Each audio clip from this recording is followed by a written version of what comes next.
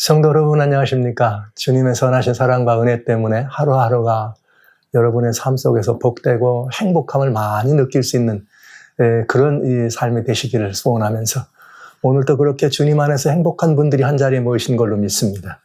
우리가 부족하고 연약한 사람들이지만 예수님을 알므로 말미암아 구원의 이치도 깨닫게 하시고 또 구원의 삶을 누리게 하시는 이것들은 아름다운 일입니다. 굿뉴스 파노라마. 우리만 누릴 수는 없잖아요. 이 구원의 감격과 기쁨을 또 함께 나눌 수 있는 사람들이 필요한 것이죠. 그래서 저희는 이 시간에 함께 여러분과 제가 이 파노라마한 정말 주님의 이 아름다운 모습을 밝혀보면서 또 그렇게 제자로 살아가기를 원하시는 우리들의 마음의 이 가짐들을 견고하게 돌아보는 복된 시간이 되었습니다.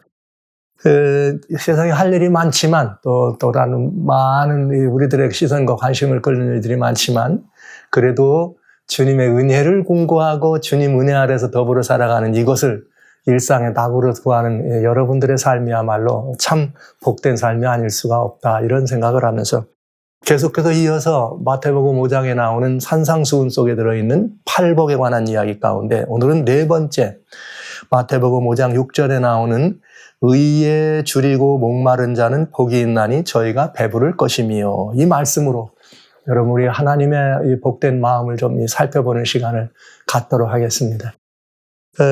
계속해서 말씀드렸습니다. 이 팔복에 나오는 이 말씀은 이것은 바로 하나님의 마음이다.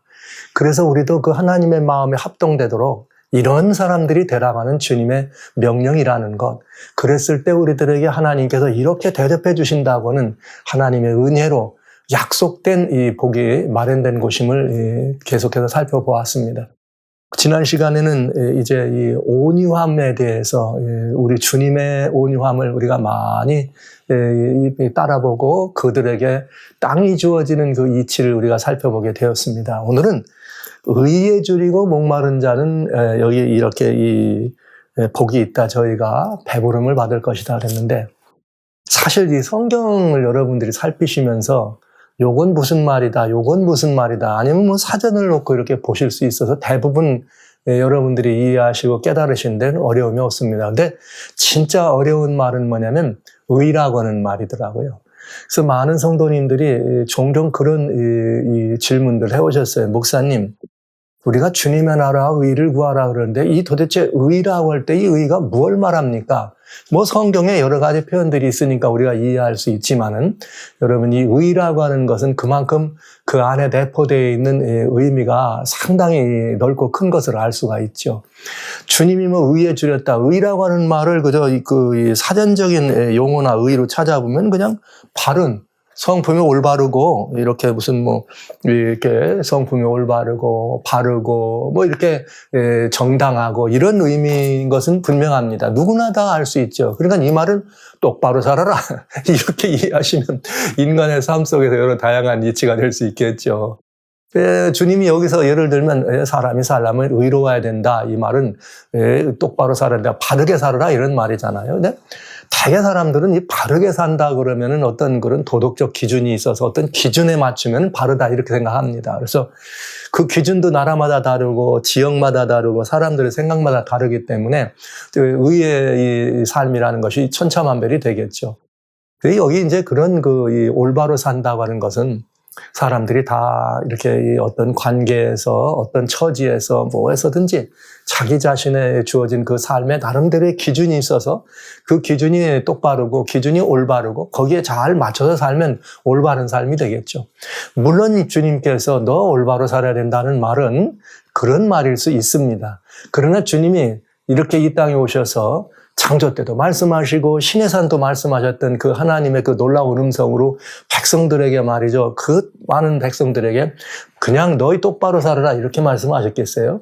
아들들아 효도해라 이 말 하신 걸까요? 아니면 뭐 또 관원들아 뭐 이런 정도의 올바름만을 얘기하신 것은 아니겠죠. 그래서 여기 이 의에 줄이고 목마른 자는 복이 있다고 하는 말씀에 보다 더 구원과 우리들의 구속의 이야기와 밀접한 관계가 있는 천국의 신민이 나눠야 될 그 의는 무엇일까 하는 이런 부분으로 이런 문제로 이제 이 부분을 조금 여러분과 같이 생각을 해보려고 합니다. 그렇기 때문에 이 의라고 하는 말이 조금 좀 어려워요.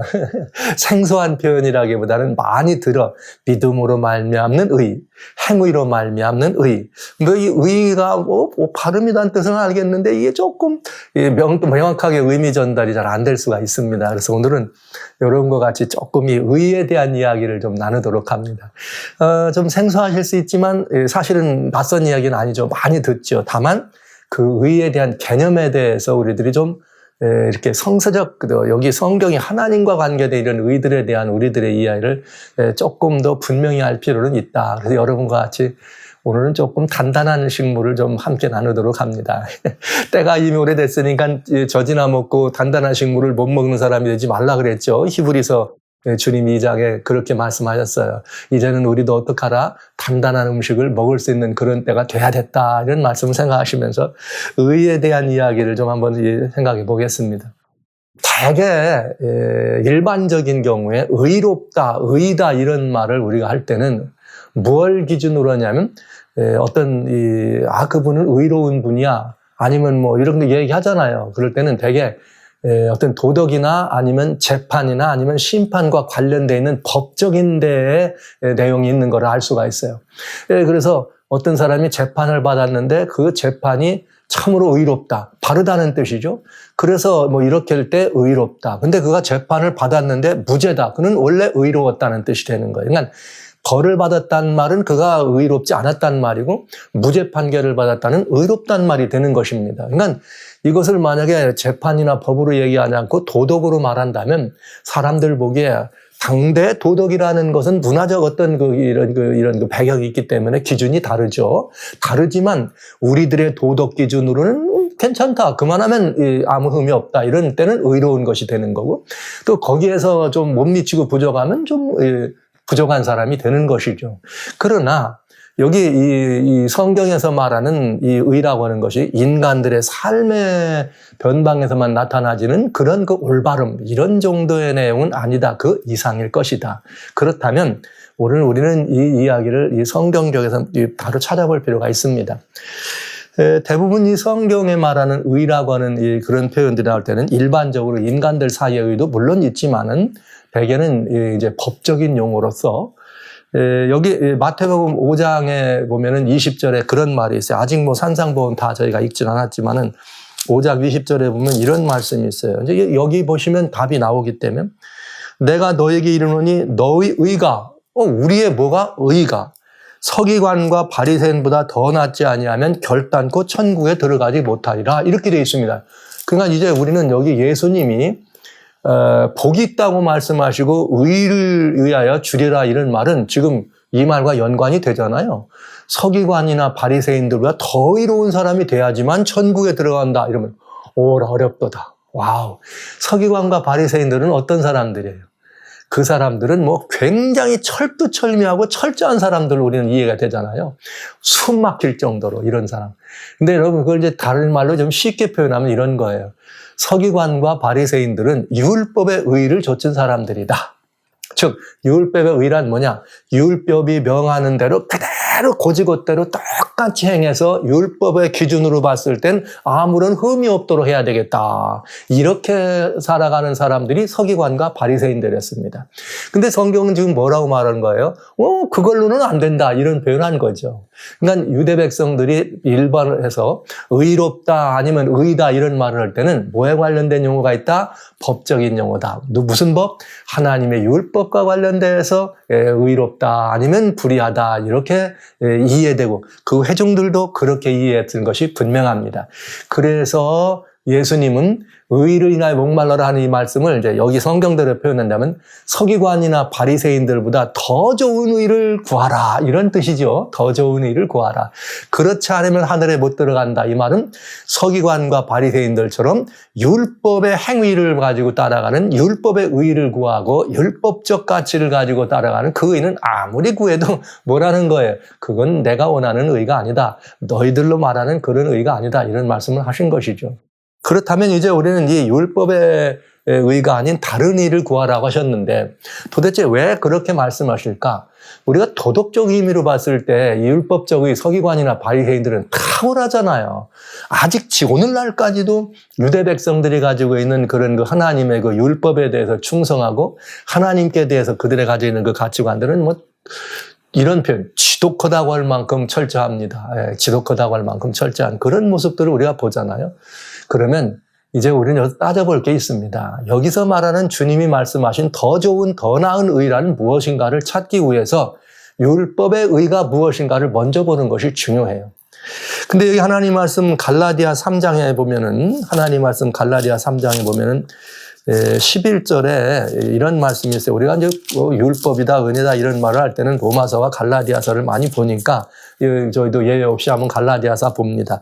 3장 11절에 하나님 앞에서는 아무나 율법으로 말미암아 의롭게 되지 못할 것이 분명하다. 이렇게 돼 있네요.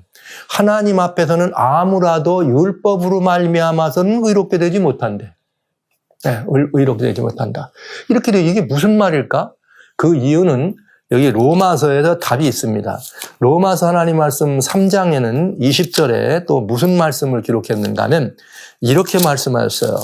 인생이 하나님 앞에 율법의 의로는 의롭다함을 얻을 수가 없다 그랬는데 3장 20절에 보면은 그러므로 율법의 행위로 그의 앞에 의롭다 하심을 얻을 육체가 없나니 율법의 행위로는 하나님 앞에서 의롭다함을 얻을 수 있는 육체가 없다는 거예요. 그 이유는 뭐냐? 그 앞에 이제 설명해 주죠.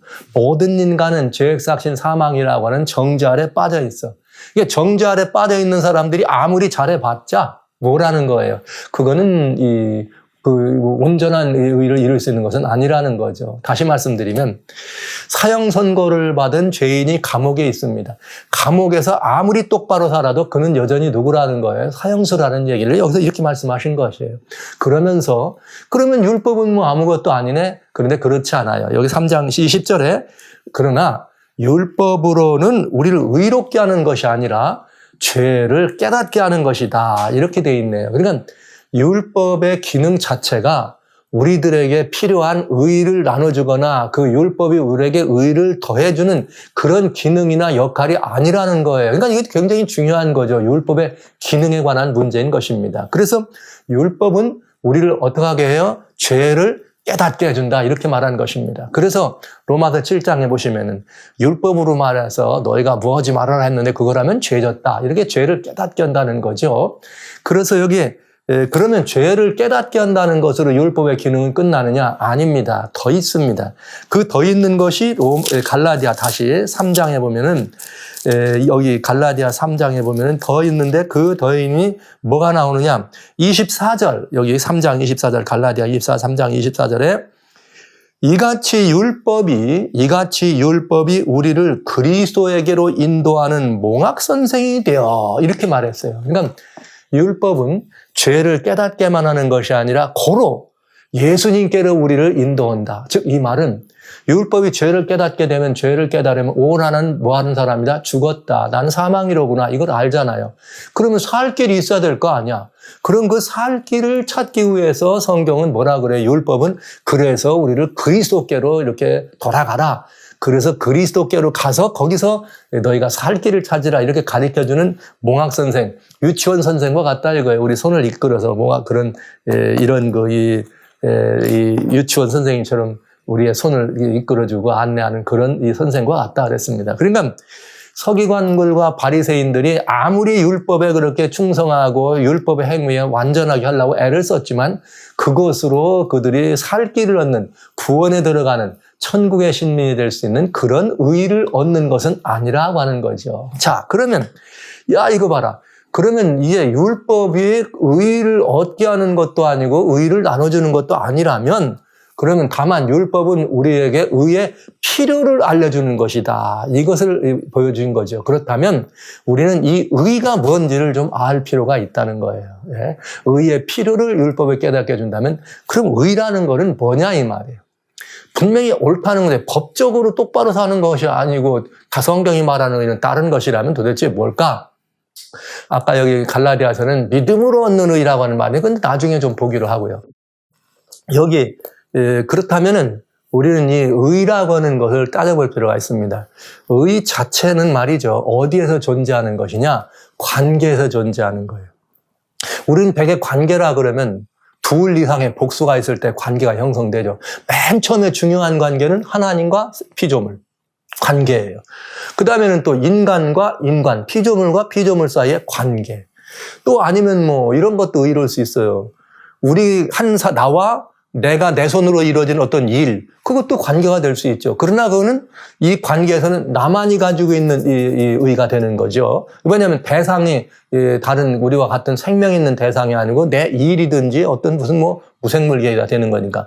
이럴 때는 우리는 그 관계가 아니라 그때는 나라고 하는 한 인물의 존재에 관한 이야기죠. 상태를 말하는 것이에요. 예를 들면 내가 내 일이라 그러면 어떤 사람들은 자기의 일을 하는데 굉장히 신중하고 중요하게 하는 사람이 있는가 하면 어떤 사람이 일을 뭐 대충 하는 사람들이 있다. 그러면 그거는 그 사람이 그 일과의 관계 혹은 그 사람 존재 자체에 뭐와 관련이 있어요? 그 사람이 어떤 사람이냐?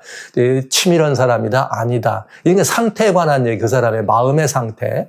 이런 걸 얘기하는 거죠. 이걸 관계의가 아니라 이거는 무슨 의예요? 상태의가 되겠습니다. 이게 상태의라는 건 이런 거죠. 하얀 색깔이 있습니다. 그러면 하얀 색깔에 빨간 거나 점이 들어가면 그건 완전한 하얀색이 아니잖아요. 그러니까 그건 하얀색이지만 그건 의롭지 않다. 즉 바르지 않은 거예요. 깨끗하지 않다는 뜻이에요.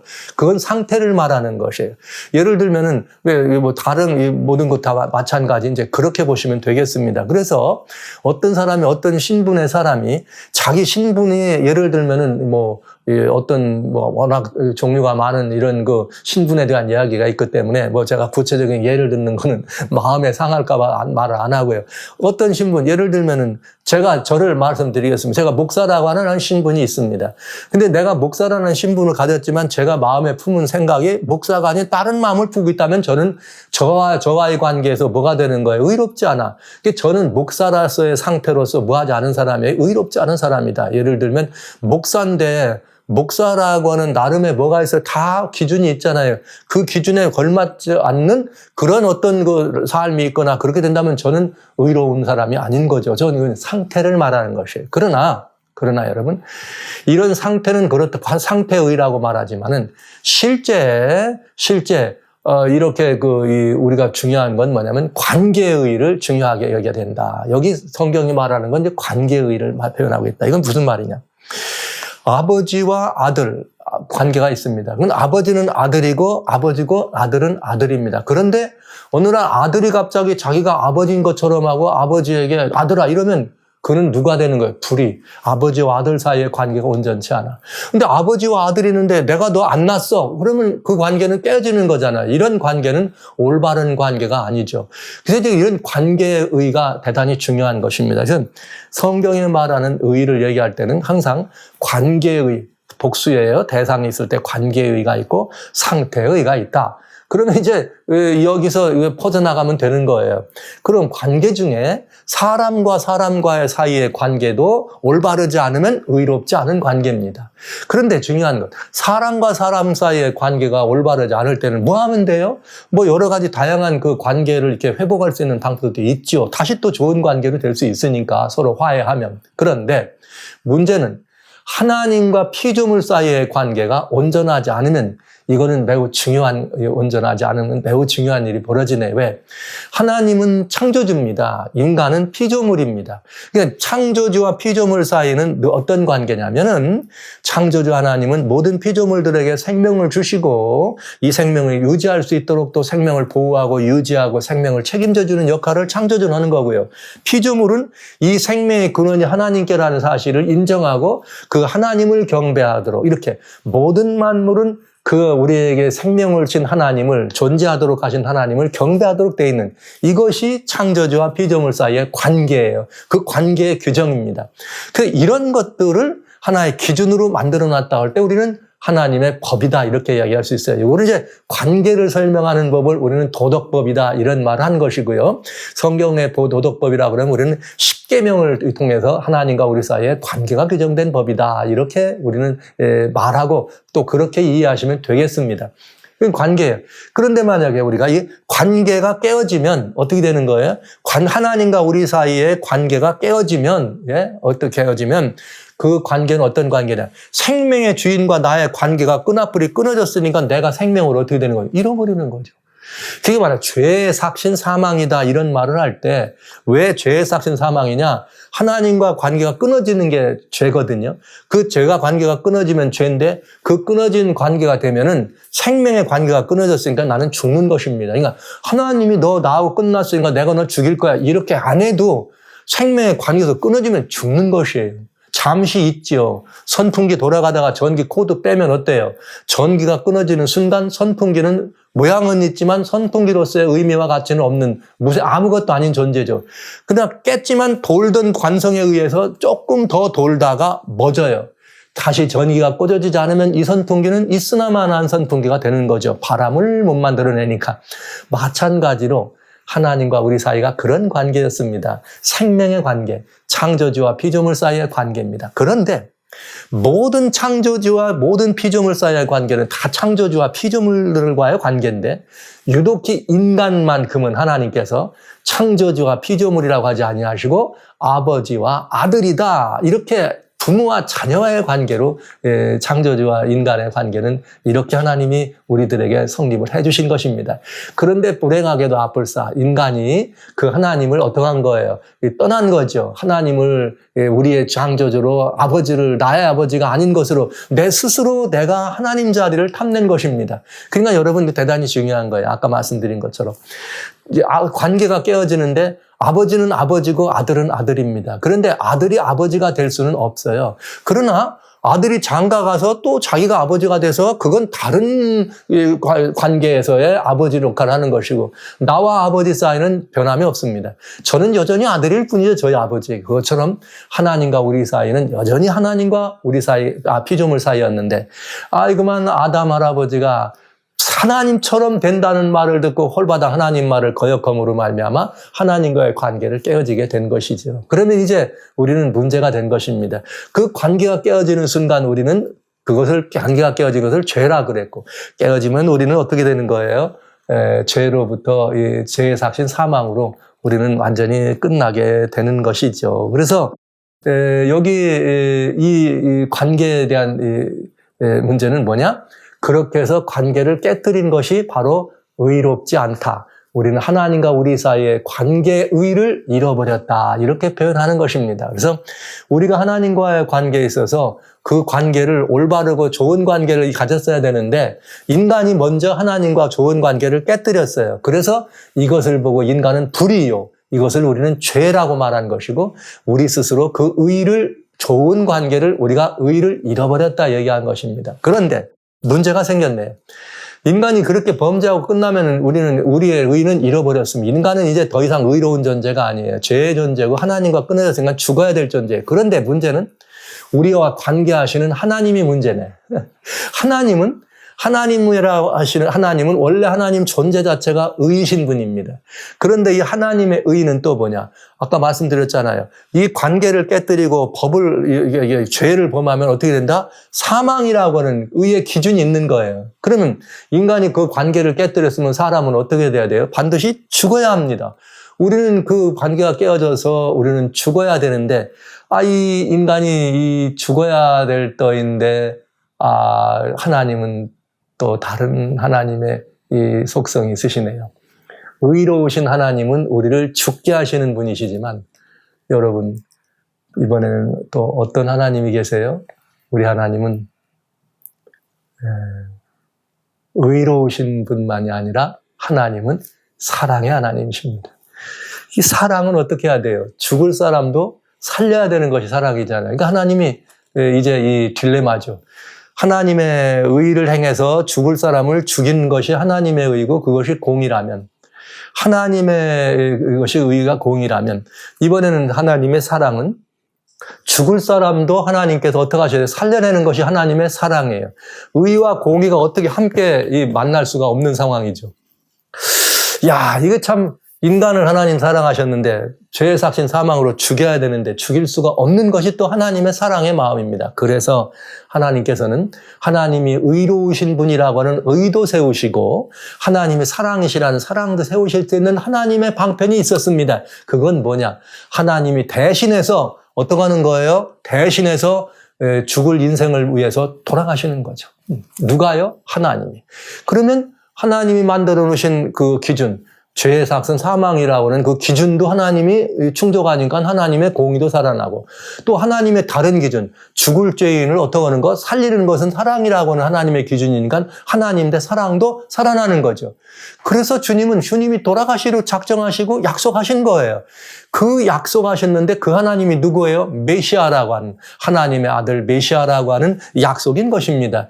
그래서 이 하나님의 아들이 오셔서 그 죽을 죄인을 대신 죽으면 하나님은 어떻게 하시는 거예요? 죽을 모든 인간을 죽지 않도록 그 죄의 삭신 사망을 값을 갚았으니까 다 살아나도록 하는 하나님의 사랑도 살아나고, 죄의 삭신 사망이라고 하는 죽여야 된다고 하는 하나님의 공의도 살아나는 이 두 가지 문제를 동시에 해결하실 수 있는 유일한 존재로서 하나님은 존재하시고, 그렇게 그 문제를 해결하신 것입니다.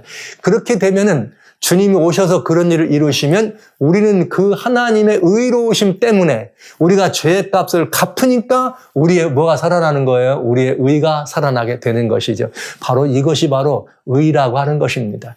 그러니까 여러분, 이건 대단히 중요한 거예요. 그래서 실제 우리의 의는 어떻게 되는 거냐? 우리는 어떻게 해야 돼요? 죄의 삭은 사망, 죽어야 하니까 우리는 죽는 것이 우리의 의예요. 그런데 우리가 죽으면 하나밖에 없는 목숨인데 없어지니까 그럼 아무것도 아니잖아요. 그런데 하나님이 너무 우리를 사랑하셨기 때문에 아무런 우리에게는 희망도 공로도 없지만은 죽을 우리를 위해서 대신 돌아가시니까, 내가 죽을 걸 대신 죽었으니까 아직 한 번도 죄를 범치 않고, 즉 그 관계를 깨뜨리지 않은 것처럼 하나님 앞에 원래 의로운 것처럼 우리가 설 수 있게 된 것이죠. 창조주 하나님이 돌아가심으로 말미암아. 그래서 우리는 우리의 의를 누구를 통해서? 그리스도이신 예수님이 돌아가심으로 말미암아 그 예수를 통해서 우리가 그 의를 얻게 된 것입니다. 자, 이것이 하나님의 의와 공의와 사랑도 살아나고 우리의 잃었던 의도 회복하는 이 과정이 어우러지는 것이죠. 이것을 하나님 말씀 로마서에서는 뭐라고 말씀하셨는가 하면은 3장에 아주 중요한 설명을 하셨어요. 뭐라고 설명하셨느냐 하면 이렇게 23절에 모든 사람이 죄를 범하였으며 하나님의 영광에 들어지 못하더니 그리스도 예수 안에 있는 구속으로 말미암아 하나님의 은혜로 값없이 의롭다함을 얻는 자가 되었더니라. 우리가 의를 얻었답니다. 예수님의 죽으심으로 말미암아. 그런데 25절에 이 예수를 하나님이 그의 피로 인하여 믿음으로 말미암는 화목제물로 세우셨으니 이는 하나님께서 길이 참으시는 중에 전에 지은 죄를 간과하심으로 자기의 의로움을 나타내시려 하며도다. 할렐루야. 하나님의 의로우심을, 하나님 원래 의로우신 분이니까 당신의 의를 드러내야지만 하나님의 공의가 살아나잖아요. 그건 뭐냐? 죄인인 우리들을 죽지 않고 살려주시는 것이 하나님의 의예요. 우리의 지은 죄를 한 번도 안 지은 것처럼 간과하시는 것이 하나님의 의입니다. 이야, 이 하나님의 의인데 이것은 어디가 근거예요? 하나님의 사랑 때문에 그런 거라 이거죠. 그래서 하나님의 공의와 사랑은 함께 가는 수레바퀴가 되는 것입니다. 우리는 그렇기 때문에 이 예수님이 이렇게 우리를 위해서 대신 돌아가셨다는 사실을 믿어서 내 것으로 영접하면 내가 범죄하지 않은 사람처럼 하나님과의 관계가 회복되는 이것이 우리의 의것이죠. 그래서 아까 갈라디아 3장에 주님께서 이제는 율법의 행위로는 의롭다 할 수 없지만은 믿음으로 말미암아 믿음으로 얻는 의를 우리에게 얻게 하셨다는 말씀이 바로 그 말씀이 되겠습니다. 이제 우리들은 바로 이 사실을 믿고 우리는 이 의로운 관계 안에 하나님과 우리 사이가 들어가는 것이죠. 그래서 믿는다고 얘기할 때는 뭘 믿는 거냐면 이걸 믿는 거예요. 로마서 10장에 9절에 이렇게 돼 있어요. 내가 만일 내 입으로 예수를 주로 시인하며 또 하나님께서 그를 죽은 자 가운데에서 살리신 것을 내 마음에 믿으면 구원을 얻으리라. 할렐루야. 여러분, 이게 무슨 말입니까? 아들 예수님께서 오셔서 우리를 위하여 대신 돌아가셔서 우리의 죄값을 갚으셨다. 그러나 죄값을 갚은 것만으로는 안 돼요. 우리가 다시 죄는 죽어야 되잖아요. 죽기만 하면 안 되잖아요. 다시 뭐 해야 돼요? 죽었으면 살아나야 합니다. 예수님이 살아나셔서 우리 죽은 우리들에게 새 생명을 주셨기 때문에 우리를 다시 살 수가 있는 것이죠. 이게 비로소 구원이 된 것입니다. 그래서 마음으로 믿어서 의에 이르고 입으로 시인하여 구원에 들어간다고 하는 이 말씀이 우리들에게 이루어지는 것입니다. 이야, 놀라운 이야기입니다. 그러니까 이때부터 이 사실은 항상 인간이 에덴 동산에서 범죄한 이후부터 하나님께서는 바로 이걸 말씀하신 것이에요. 너희가 다 죽는다. 그러나 내가 너희 회복할 길을 만들어 놓고 메시아를 보내서 메시아가 죽으면 너희는 그 메시아를 영접하라. 믿으라. 그 메시아를 구하라. 그러면 너는 어떻게 된다? 그 의를 얻게 되는 것이고 너와 나 사이는 온전한 관계. 너와 나 사이는 아버지와 아들 관계를 회복한다. 그러면 네가 내 아들이 되면 뭐가 되는 거예요? 천국의 주인공이 되는 것이죠. 천국의 후사가 되는 것이죠. 바로 이것은 구약의 사람들은 이 의를 필요했기 때문에 메시아가 오셔서 돌아가셔서 우리를 이렇게 해방시켜주고 메시아의 왕국으로 우리를 주인공으로 삼다. 이 사실을 기억하면서 오셔서 돌아가셔서 우리에게 그 의를 주실 메시아를 기다린 것입니다, 여러분. 그리고 오늘날 우리는 어떠한 거예요? 오셔서 그 일을 이루신 메시아의 공로, 그 의를 우리는 믿음으로 영접하고 주장하는 것입니다. 그러니까 구약 사람들이나 우리들과의 차이라면 한 가지예요. 오셔서 이루실 메시아를 믿는 것이고 우리는 이루신 메시아, 그 피의 값으로 우리의 죄값을 갚으신 메시아, 구약 당시는 갚아주실 메시아. 그러니까 동일한 메시아를 믿는 그 믿음이 구약이나 신약이나 동일한 믿음이고 그 믿음으로만 오로지 우리는 그 메시아의 의를 우리 것으로 주장할 수가 있습니다. 그래서 하나님과 우리 사이는 올바른 관계가 회복될 수 있다는 것이죠. 그래서 여러분, 예수님께서 이 땅에 왔을 때 수고하고 우리들에게 무거운 자 다 내게로 오라 말씀만 하신 것이 아니라 여기 이제 산상수훈의 말씀에도 이제 그게 나오잖아요. 6장에 너희는 먼저 그의 나라와 의를 구하라. 그리하면 이 모든 것을 더한다. 당연하잖아요. 주님의 나라와 주님의 의라고 하는 주님의 의는 지금 여러분과 제가 말씀드린 잃어버렸던 우리들의 그 의, 그것을 우리 주님이 만들어 놓으셨어요. 그 주님이 깨끗게 해놓으셨어요. 회복하신 그 의를 우리가 구하고 그 의를 내 것으로 주장하고 믿고 주장해서 소유하면 나는 누가 되는 거예요? 하나님과 나 사이가 아버지와 아들 사이가 되는 것입니다. 회복이죠. 그렇게 되면 우리는 이 땅에 부러울 것이 뭐가 있어요? 이 땅에서 먹고 마시고 입을 거에 대해서 성경에 이방인이 구하는 거다 이렇게 했지만 왜? 이방인은 하나님과 관계가 없으니까. 그러나 우리는 하나님과의 관계 안에 회복되면 이제는 그런 모든 것들은 우리가 구할 것이 아니다. 왜? 우리 모든 것은 아버지로부터 우리에게 뭐하니까? 공개되니까. 이게 뭐예요? 아버지의 의로우심이니까. 아버지와 아들 사이가 뭡니까? 아버지는 아들의 모든 생명을 주실 뿐만 아니라 생명을 보호하고 지키고 그 필요를 채워주시는 분이 아버지잖아요. 창조주와 피조물 사이의 관계와 같이 그것처럼 우리는 그런 회복된 관계 안에 들어가게 되는 것입니다. 그래서 우리 주님은 바로 지금까지 가져왔던 율법의 의를 줬지 말고 서기관과 바리새인들이 줬는 것은 아무래도 소용없는 일이야. 너희는 뭘 쫓아라? 그의 나라와 그의 의라고 하신 그의 의는 바로 이 우리를 용서하신 하나님의 의로우심 때문에 얻은 예수님의 의. 십자가에서 우리를 돌아가지고 우리의 죄값을 갚아주신 그 주님의 의. 그것을 우리가 어떻게 하라는 거예요? 목말라 하고 애타게 찾으라 이 말씀을 하신 것입니다. 왜냐? 그 예수님 밖에는 하나님과 우리 사이의 관계를 회복해 줄 수 있는 의로움이 없습니다. 그래서 예레미야 23장에 여기 5절로 6절에 말씀하시기를 주님 뭐라고 말씀하셨는가 하면 보라 때가 이르니 내가 다윗의 이 집안에서 한 가지를 나온다. 그가 왕이 되어서 지혜롭게 다스리고 공의를 행할 것이다. 그러면서 예레미야 23장 6절에 그는 누구냐? 그날에 유다는 구원을 받고 이스라엘은 평안히 거하는데 이는 여호와 우리의 의라 일컬음이니라.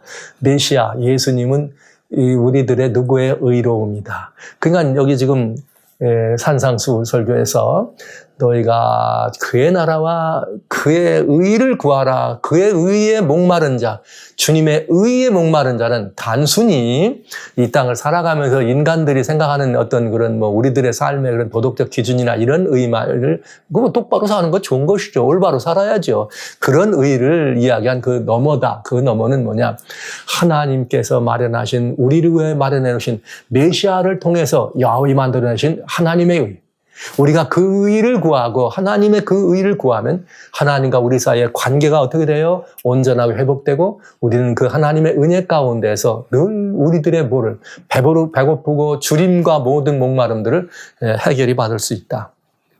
그 의를 구하라는 말씀을 우리에게 들려주신 것입니다.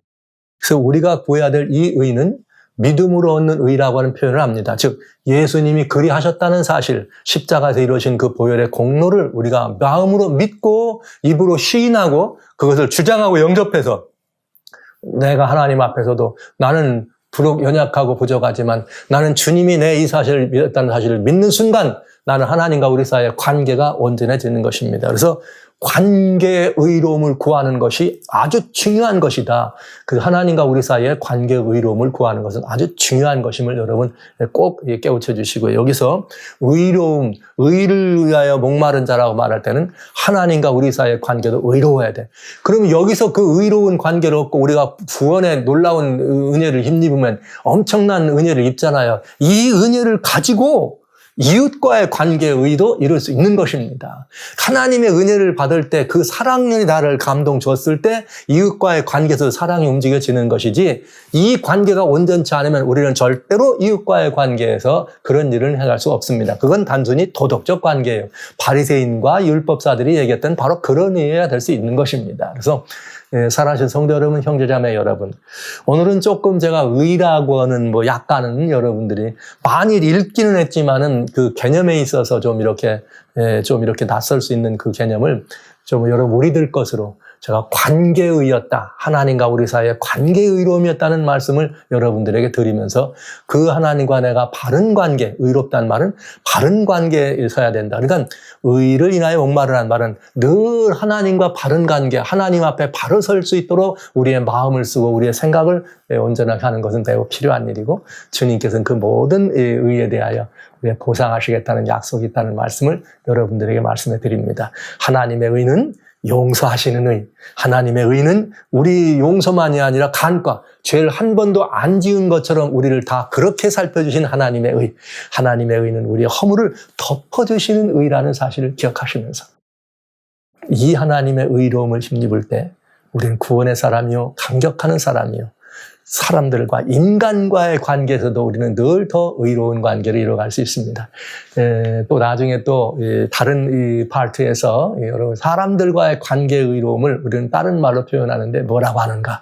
우리는 또 이렇게 이 하나님과의 관계에서 얻은 은혜를 나눠주는 그런 문제들은 또 나중에 살펴보도록 하면서 오늘은 이 말씀, 의에 줄이고 목마른 자는 복이 있나니 하나님께서 그의 모든 줄임과 목마름에 대하여 대답하시고 그가 배부름을 얻으리라 하신 말씀처럼 우리가 하나님의 의를 구해서 우리의 배부름은 천국을 소유한 사람으로 살아가는, 천국의 후사로 살아가는 하나님의 복된 의미가 있음을 기억해 주시면서 의에 줄이고 목마른 하나님의 성도님들이 되어주시기를 주의 이름으로 축원합니다.